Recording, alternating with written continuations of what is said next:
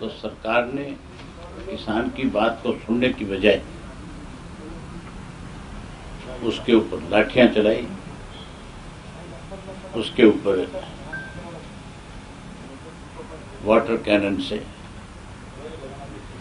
पानी की बौछार मारी और 3 घंटे के बाद सरकार ने मजबूर होकर के उनसे कहा कि आप अपनी रैली कर सकते हो, आप अपनी बात कह सकते हो। अगर सरकार 10 तारीख को किसान की बात को सुनती और केंद्र की सरकार को हरियाणा प्रदेश के किसान की भावनाओं को पहुंचाने का काम करती और केंद्र सरकार अगर, क्योंकि देश के प्रधानमंत्री हरियाणा से जुड़े रहे हैं, इसलिए वो हरियाणा के किसान की पीड़ा को समझते हैं। फिर जो ये निर्णय इन्होंने लिया है,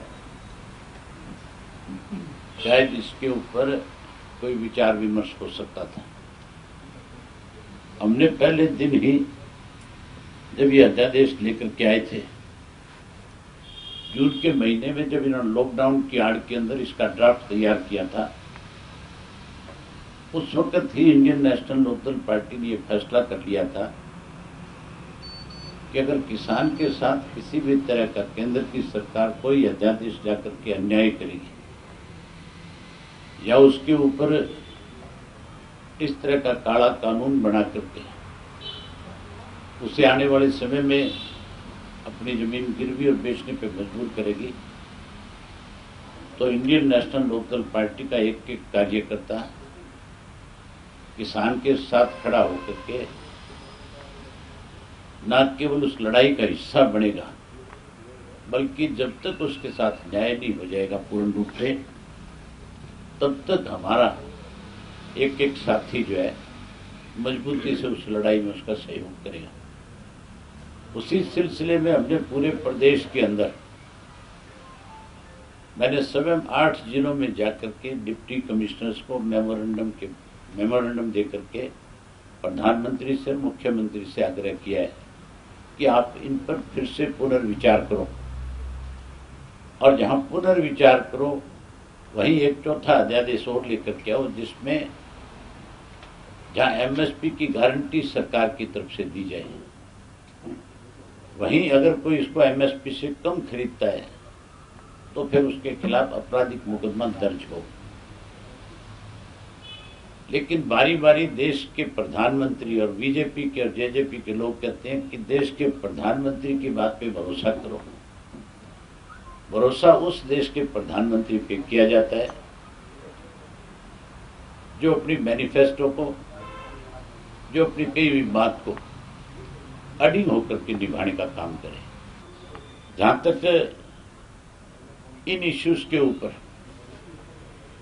मुझे लगता है कि आने वाले समय में पूरे देश के किसान जो है, जहां किसान संगठित होगा पूरे देश का, वहीं इस पूरे देश के अंदर जो मजदूर संगठन बने हुए हैं मजदूरों के, मजदूर और किसान इकट्ठा होकर के इस लड़ाई को अब लड़ करके केंद्र और प्रदेश की सरकार को मजबूर करेगा। यहां लगातार कुछ दिन से ये बात कही जा रही थी सरकार की तरफ से कि हम एमएसपी के ऊपर एक एक दाना खरीदेंगे। ये कहा जा रहा था कि अगर एमएसपी पे खरीद नहीं हुई ढंग से तो हम इस्तीफा दे देंगे। तो फिर इस्तीफा दे देना चाहिए। तो पोल खुल गई। पिछले 4 दिन से जिस ढंग से मंडियों के अंदर किसान की फसल को लूटा जा रहा है, जो पीआर जो है